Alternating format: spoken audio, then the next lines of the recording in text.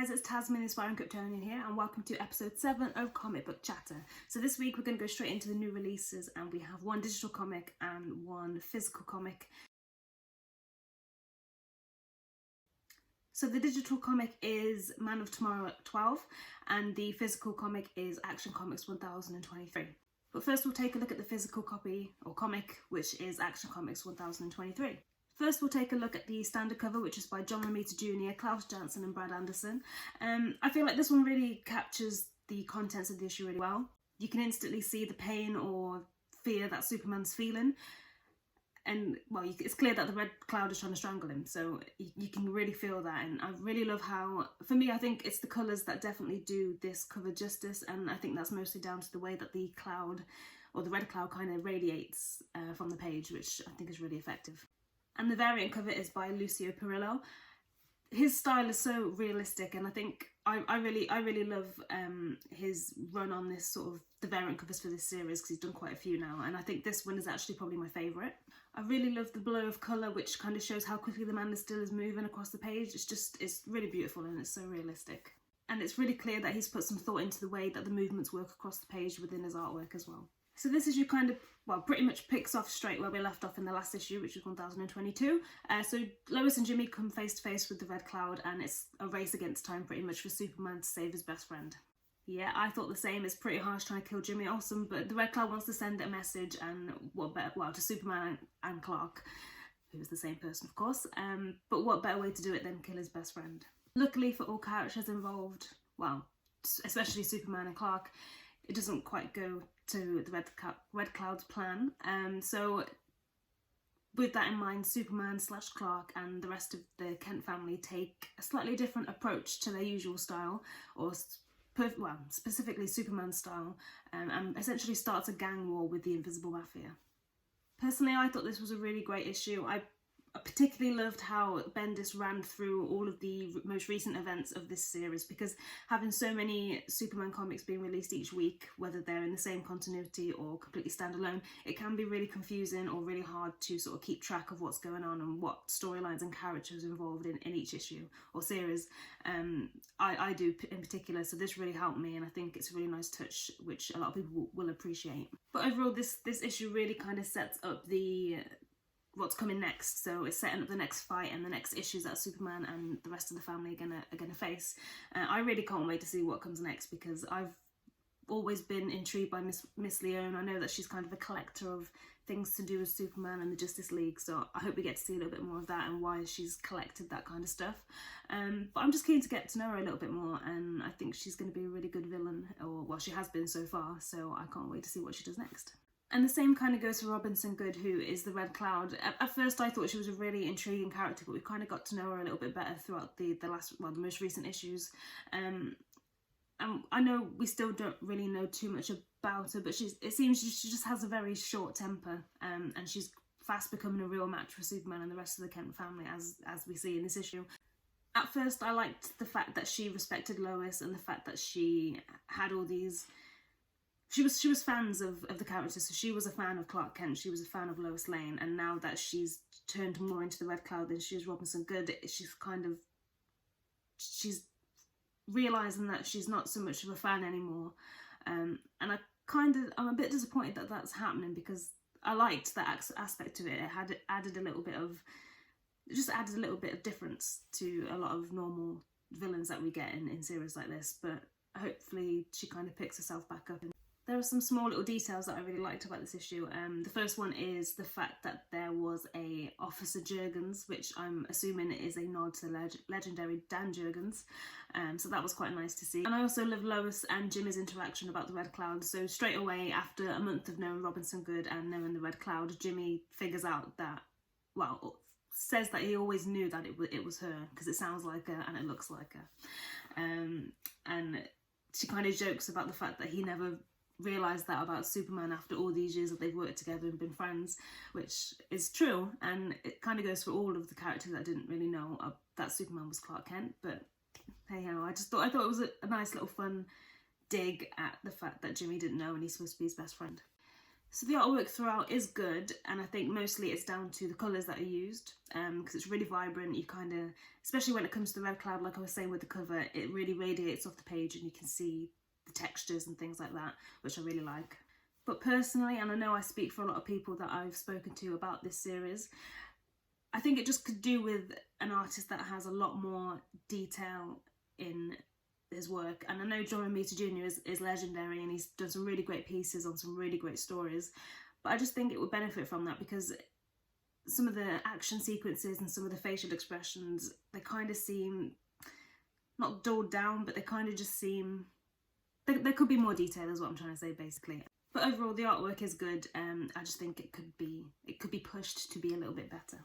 And onto the digital comic, which is Man of Tomorrow 12. So if you haven't read any of this series, I urge you to do so, because it is so good. I think not many of the stories kind of intertwine in continuity, they're kind of standalone stories, but I think there have been so many strong stories and creative teams come out of this, and the teams that I want to see do Superman again, because their work has been, each one's kind of focused on a different facet of Superman and why he's so great, or why people think he's great and why people look up to him.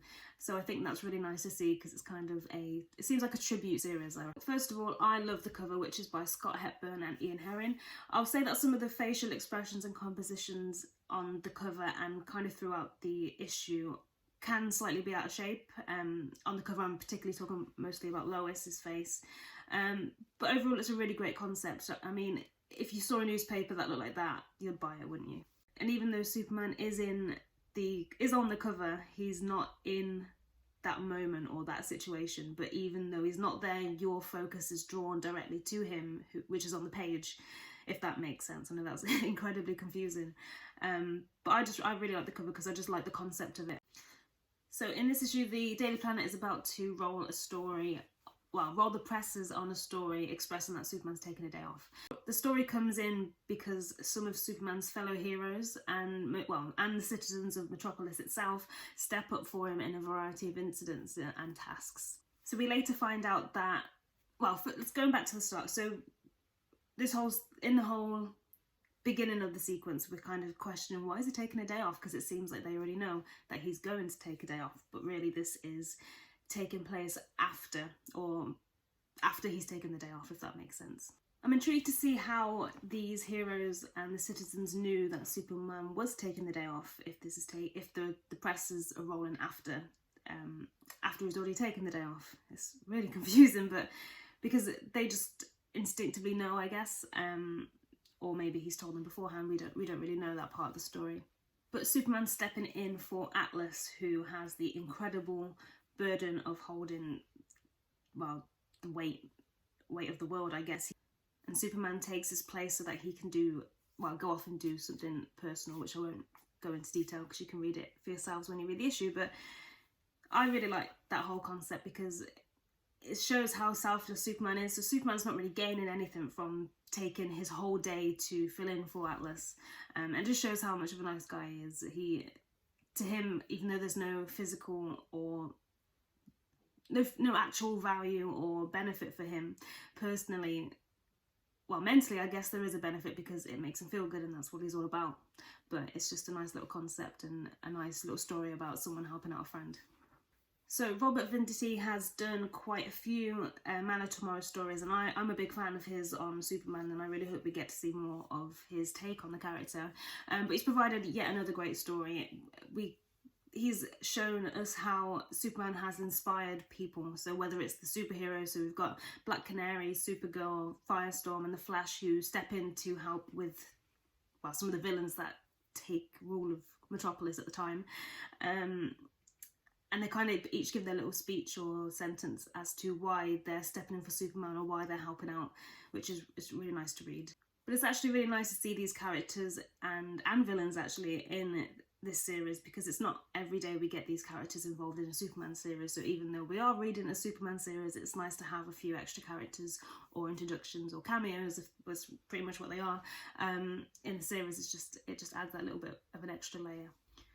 But my favourite part of all of this whole situation is the fact that the citizens of Metropolis stand up to the gangsters or mobs or whatever they are, and that's really inspiring. So it's showing that Superman's taught them to stand up for themselves and stand up for the city and to do what's good and to do what's right. I think my favourite part of the citizens helping out is the young boy saving a cat from a tree. I know, well, it's not actually that often we get to see Superman saving a tree, but the fact that he says it's what Superman would do when he hands it back to the old lady, it's so sweet and it's really touching. This issue just kind of once again shows everything that's good about Superman, and I really love it, and that's partly why I love the series. At the end of the previous issue, Man of Tomorrow 11, there was a tease of Metallo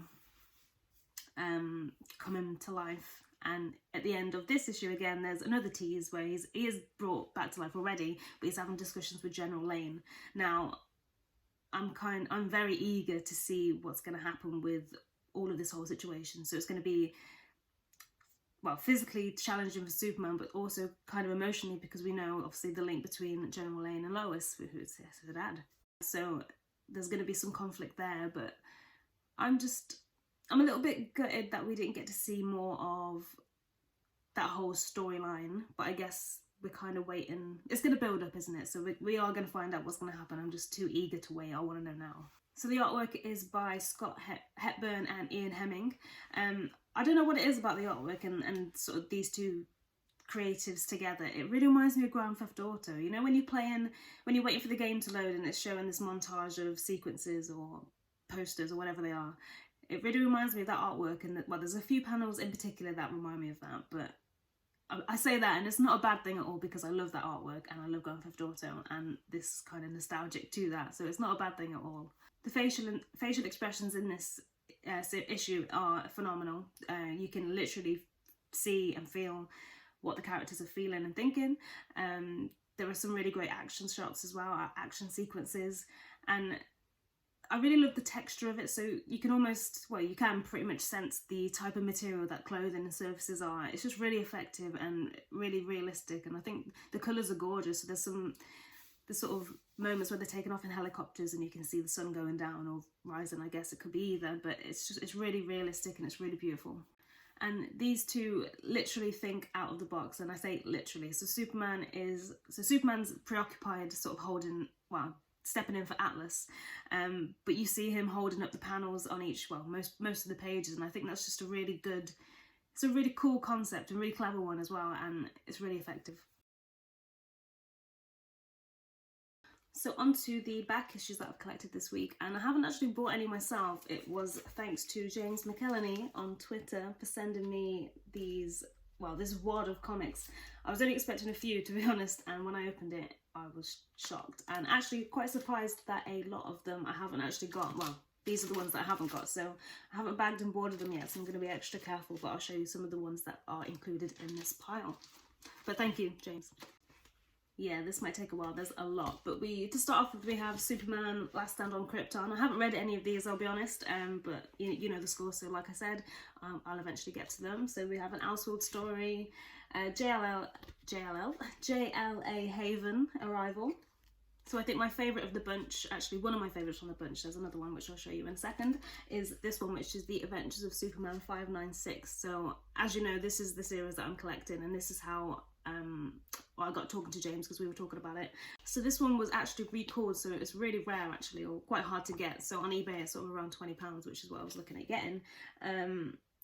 But it basically was released around the same time as 9/11, and it also features the Twin Towers in there too. So understandably, but of course it's always great to get your hands on a rare comic. Among that pile were 5 issues of Superman and Batman Generations, which is an imaginary Elseworld story, which, yeah, I'm a sucker for Elseworlds anyway, so I can't wait to get into this. Like I said, they're not quite bagged and boarded yet. I will get around to doing it. There's some great covers and great art on there. That kind of looks like, well, Generations, it's going to be about the children, I'm guessing, because it looks like Superboy. There's some great covers there. Wonder Woman looks great there too. We've got Superman there with grey hair, which is pretty cool. But I can't wait to read this series. I've heard a lot of good things about this one actually, and it's by John Byrne, who is a legend anyway. I told you there's a lot, so get used to it. Well, not get used to it, but get comfortable. Superman vs. Darkseid, which is a really, really great cover. Also issues 1 and 2 of John Byrne's Superman run, Man of Steel. So I already had issue 1, but I didn't have this variant, which I love and I've always loved, and I've got it printed on loads of things like canvases, lunch boxes and things like that, but I'd never had the actual comic, so I'm glad to add that to my collection, and the Lois Lane cover as well. Right, there are so many comics. So there's a bunch of action comics too, which I'll quickly show you the covers. I'm not going to go into too much detail because there are literally so many in this bundle.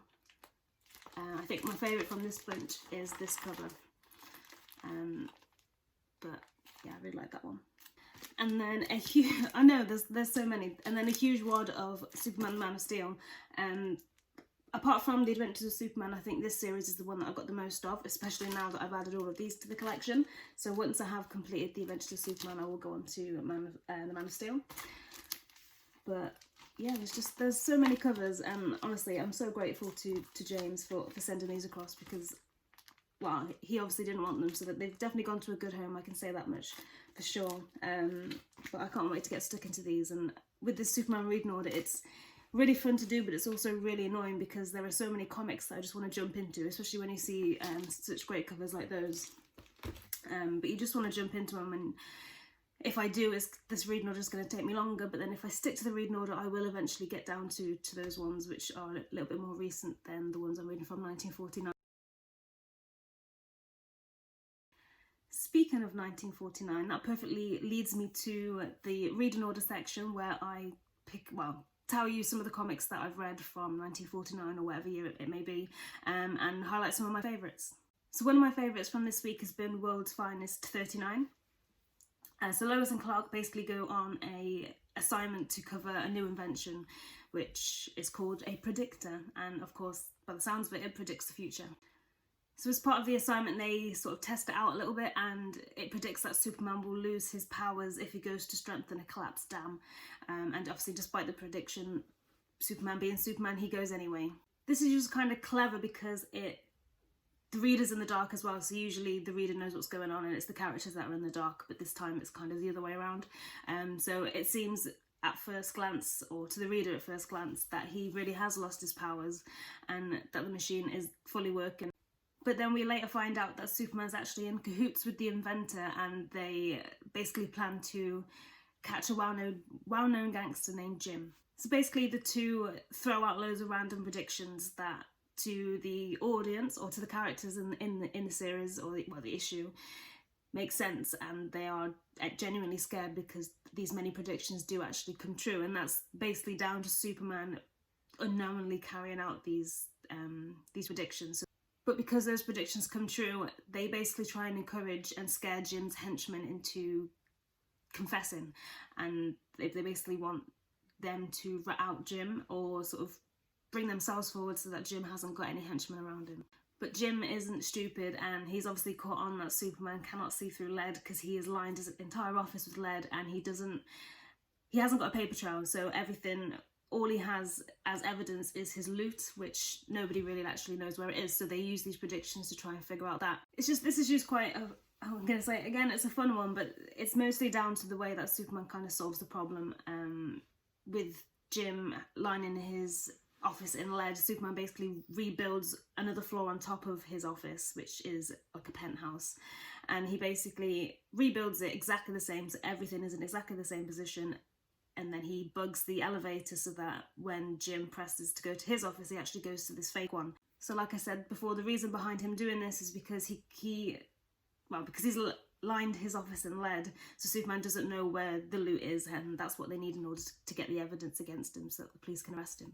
So once Jim then does actually go into this fake office, one of the predictions, going back a little bit, the prediction is that Jim will lose his loot. So he quickly rushes back to his office to find it, to make sure it is actually there and that the prediction is false. But in doing so, Superman can figure out then where the loot is actually hidden, because this secret room isn't lead lined. So Superman obviously sees it, and then when Jim realises that it's a false room, he quickly goes back to the other room to find it, and Superman's taken it by then. So it's basically like a game of cat and mouse between the two. But it's just, I just like the way that he catches him and the way that he outsmarts him, because even though not being able to see through lead is kind of one of Superman's weaknesses, he still managed to find a way around it. So another one that I really liked is Superman 58. So basically Lois is acting strange around Superman, well everyone really, so Clark as well, and Superman takes her to the doctor, who then later tells her that she's actually suffering from a broken heart from loving someone that she can't have, little does she know. So the doctor basically tells her to set her sights elsewhere, and she does exactly that and focuses around Clark Kent.